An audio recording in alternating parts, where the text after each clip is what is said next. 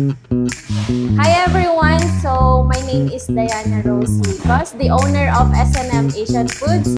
So, today I am making Ilocos Empanada. Gumagawa po tayo ng Ilocos Empanada. And nandito po tayo sa ating commercial kitchen na ating nirerenta.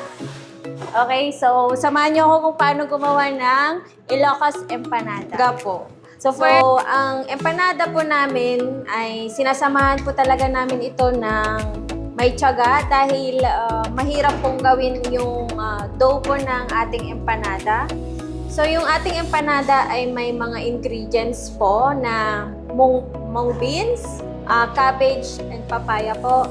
And itong Ilocos Longganisa po na ating ginagamit ay sariling produkto po ng S&M Asian Foods.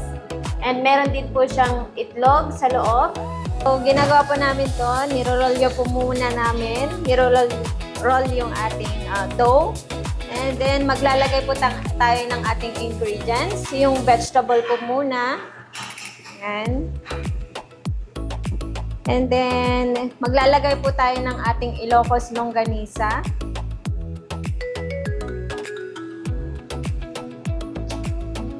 And of course, maglalagay po tayo ng ating itlog. Then, naglalagay po ulit ako ng konting gulay. Then, i-close po natin, sasara.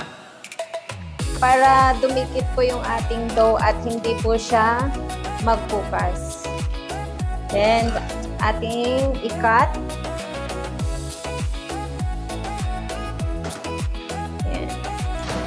So, make sure po natin na nakasarado yung ating empanada. And ito po yung ating Ilocos Empanada. Maliban dito sa paggawa ng empanada, ano pa yung ibang mga ginagawa ninyo na produkto na kasali sa S&M na negosyo ninyo? Okay. So, ang mga iba po naming produkto ay mayroon po kaming famous pork barbecue, pork isaw, Ilocano pinapaitan, pork bopis, chicken inasal, pork liempo, chicken barbecue, at Ilocos Longganisa. At ito din po. Bawat produkto po namin ay ginagawa po namin ng may kasamang pagmamahal. At tiyaga po. Actually, ang S&M Asian Foods, nagsimula ito sa family business. Actually, ang pinaka-first po naming product is the famous pork barbecue. The famous barbecue in town, yun po yung paborito po ng mga customers po namin. And then, we have other products din po, yung mga pork isaw, Ilocano pinapaitan, Ilocos Longganisa, and mga pork bopis po. Naka-pack na po siya and binebenta po namin sa mga Filipino store. Honestly, yung S&M stands for Storm and Marcus. Dahil magkasosyo po kami dati ng aking sister-in-law, and then nag-move sila ng Vancouver and nag-expand po sila ng business, which is the Storm's Barbecue na sister company po ng S&M Asian Foods. And by the way, hindi na po namin pinalitan yung S&M kasi yun na po yung kilala. So, sabi po namin, hindi na po kami magpapalit ng company name. We're going to keep the S&M Asian Foods po. Before po, I worked 2 jobs. Nag-work po ako dati sa Subway restaurant, and then nag-work din po ako sa Lifestyle Options Retirement Homes as a food attendant. And then, nag-take din po ako ng nursing aid or the healthcare aid. And then, as a part-time job ko na po yun ngayon. And naka-full-time po ako sa aming business. Sa inyong pagbi-business, meron ba kayong nararanasan na mga struggle or mga pagsubok dito sa pagbi-business ninyo? Yes po. May mga nararanasan po tayong mga pagsubok gaya ng, of course, hindi natin maiwasan na mauubusan tayo ng stock. And mahirap pong gawin minsan yung mga ating mga kasangkapan, especially po sa ating Ilocos Longganisa. Medyo matrabaho din po dahil ang Ilocos po, Longganisa po ay sariling gawa po ng S&M. Kami po mismo yung nagre-grind, nagmamarinate, and gumagawa po lahat ng kailangang mga ingredients. Bukod dun sa nararanasan ninyong ibang mga struggle na yun, kagaya sa paggawa ng longganisa, ano pa yung ibang mga struggle na inyong nararanasan dito sa inyong pag-business? Ang isa pang mga dahilan is yung aming oras sa paggawa ng aming mga produkto dahil may mga part-time jobs din po kami, and as a mom, kailangan ko din pong alagaan yung aking anak.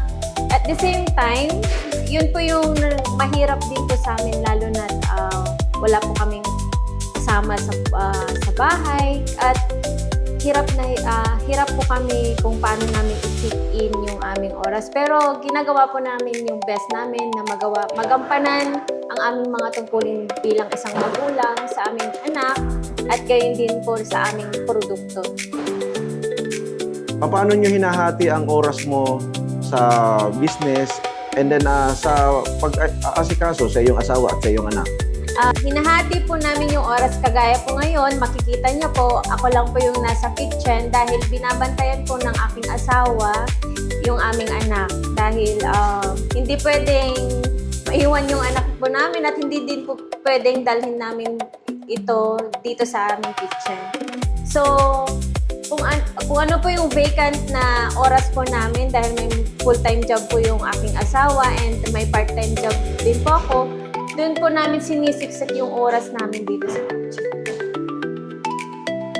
Sa mga nagbabalak magtayo ng business at gustong sumubok ng pagbi-business, ano yung masasabi mo?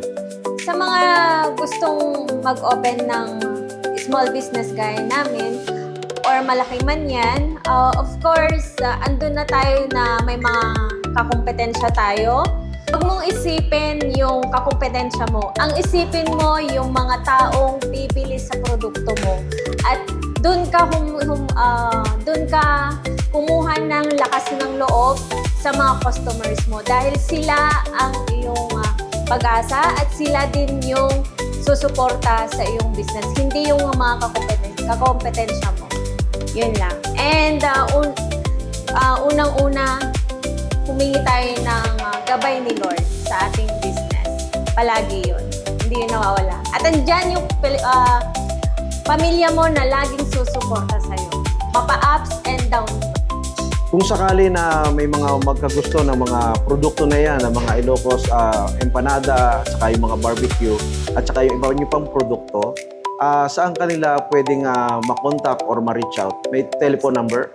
So, ma-reach out nyo po kami sa numerong 780-667-8017 at 780-264-6406. And meron din po kaming Facebook page. Makikita nyo po doon, SNM Asian Foods Inc.